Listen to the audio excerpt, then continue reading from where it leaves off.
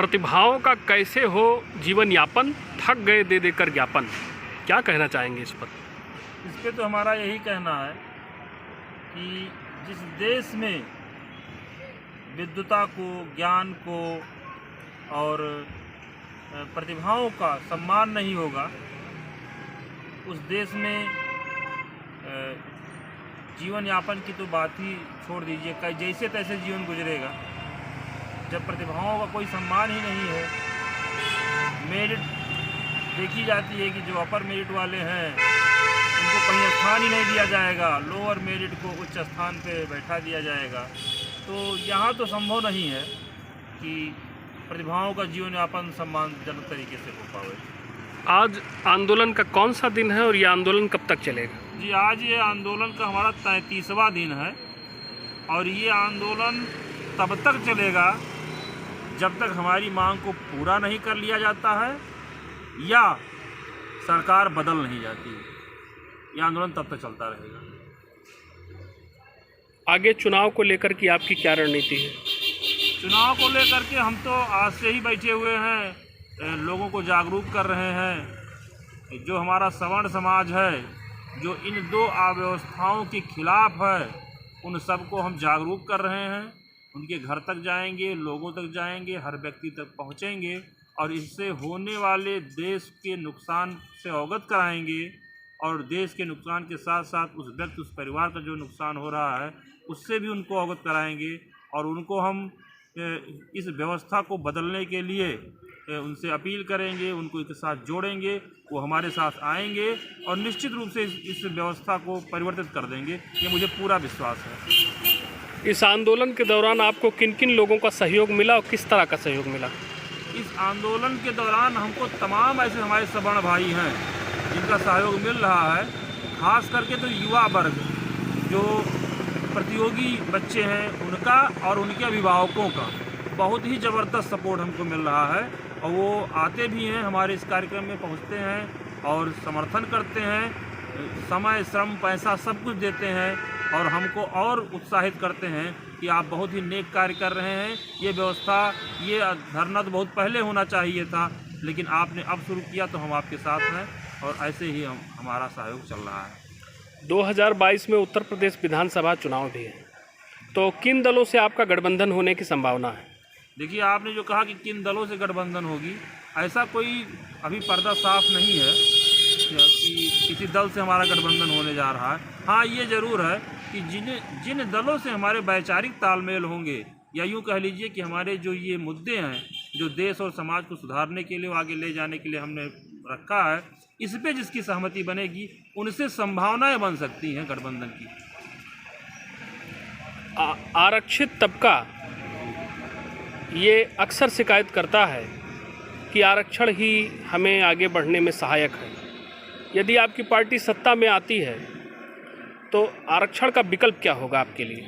देखिए, यहाँ पे दो बातें हैं। जैसे आपने प्रश्न किया कि आरक्षित तबका ये कहता है कि आरक्षण ही हमको आगे ले जा सकता है, तो यहाँ पे तो हम ये कहना चाहेंगे कि आरक्षण की व्यवस्था जब कभी की गई थी, हो सकता है तब आवश्यक रहा हो, लेकिन क्या आप ये नहीं देख पा रहे हैं कि जो लोग आरक्षण को लेकर के आगे बढ़ गए हैं, उसके बाद भी निरंतर पीढ़ी दर पीढ़ी आरक्षण ले रहे हैं, तो क्या उनसे नीचे जो अभी आरक्षण से वंचित रह गए हैं उनको आरक्षण कब ये देंगे, कब उनको मौका मिलेगा? इनके ही बड़े भाई जो बंधु हैं वो आरक्षण एक बार नहीं अनेक बार लेते हैं और अपने छोटों के लिए नहीं छोड़ रहे हैं। तो पहली चीज़ तो इनको यही समझना चाहिए कि आरक्षण का जो लाभ मिलना चाहिए, इनके ही परिवार का एक व्यक्ति ले रहा है और लोगों तक जाने नहीं दे रहा है। ये पहली चीज़ हो गई। दूसरी चीज़, एक प्रश्न आपने कुछ किया था, SC/ST एक्ट का विरोध जी किस लिए, क्या कारण है उसका? देखिए, SC/ST एक्ट जो है ये एक तरीके से राजनीतिक हथियार बन गया है। जब भी कोई भी सत्ताधारी अपना ज़रूरत पड़ता है तो इसका इस्तेमाल कर देता है। जब सत्यता की जांच की जाती है कई वर्षों बाद, जब न्यायपालिका सत्ता की जांच करके वो अपनी कार्रवाई पूरी करती है, तो पता चलता है कि ये झूठी बातें थी, झूठा आरोप था और मात्र आरोप लगा देने से किसी व्यक्ति को जेल में डाल देना, ये तो काला कानून से भी बदतर कानून है। जो रॉलट एक्ट हमारा आया हुआ था उसमें भी कुछ ऐसे ही बातें थी तो तब तो मान लो कि देश अंग्रेजों का गुलाम था, लेकिन आज तो SC/ST का गुलाम हो गया है कि आदमी अपनी सत्य बातों सही बातों को बोल नहीं पाता है। तो ये बिल्कुल गलत चीज़ है। सोशल मीडिया से लेकर के और न्यूज़ के माध्यम से भी प्राप्त जानकारी मिलती है कि इस एक्ट का काफ़ी दुरुपयोग हो रहा है। जी, तो कितना व्यापक दुरुपयोग हो रहा है, इसका कोई आंकड़ा आपके पास, क्या सरकार द्वारा कोई जारी किया जाता है इस तरह का कोई आंकड़ा? इसी चीज़ की तो हम मांग करते हैं सरकार से कि अगर सारे आप सर्वे करवाते हैं, आप जनगणना करवाते हैं, आर्थिक गणना करवाते हैं, तमाम तरह के सर्वे करते हैं, सर्वे की रिपोर्ट आप सार्वजनिक करते हैं, आप अपराधों की भी गणना करवाते हैं कि इतने अपराध हुए, इतने निस्तारित हुए, आप वो आंकड़ा हमको क्यों नहीं देते हैं, हमारे देश को क्यों नहीं देते हैं कि जो फर्जी मुकदमे में फंसाए जाते हैं लोग और बाद में ये पता चलता है कि ये तो फर्जी था, उनका आंकड़ा आप क्यों नहीं देते? इसी चीज़ की हम मांग करते हैं और सरकार ये करना नहीं चाहती है क्योंकि इसमें इसकी जो है बड़ी बदनामी होती है, ये कर नहीं रही है। इस कानून का जो दुरुपयोग हुआ हो उसका कोई ज्वलंत उदाहरण आप? जी, अभी हाल में ही एक घटना हुई है ललितपुर में। एक विष्णु तिवारी नाम का व्यक्ति है जो मात्र 18 या 20 साल की उम्र में इसी आरोप में फंसाया गया, SC/ST एक्ट में, हरिजन एक्ट में फंसाया गया और 20 वर्षों की सजा भुगतने के बाद 1 आध महीने बचा, तब न्यायपालिका ने बताया कि नहीं, ये तो फर्जी मुकदमे में फंसाया गया था। अब आप सोचिए कि जो व्यक्ति 20 साल तक, मतलब पूरी उम्र वो जेल में काट चुका था, जो उसका कार्यकाल होता है आजीवन कारावास, उसने काट लिया। अब थोड़े समय से पहले आप बता रहे हो कि अरे वो तो फर्जी फंसाया गया था।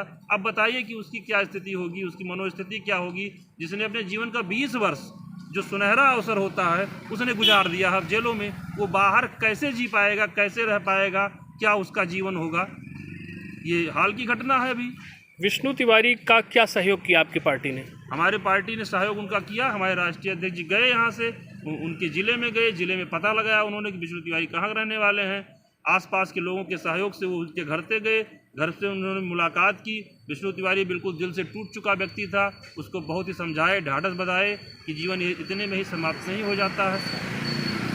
और उनको आर्थिक सहयोग भी किए हैं, आर्थिक सहयोग किए और विष्णु तिवारी को की जो है हौसले को बुलंद किया है और पैसा दिया भी और कहा कि कभी भी आपको कोई ज़रूरत पड़ती है, आपको लगता है कि कुछ सहयोग की आवश्यकता है, पार्टी को याद कीजिएगा, आपको तन मन धन से हम सहयोग करेंगे, आप जीवन अपना अच्छे से जिए।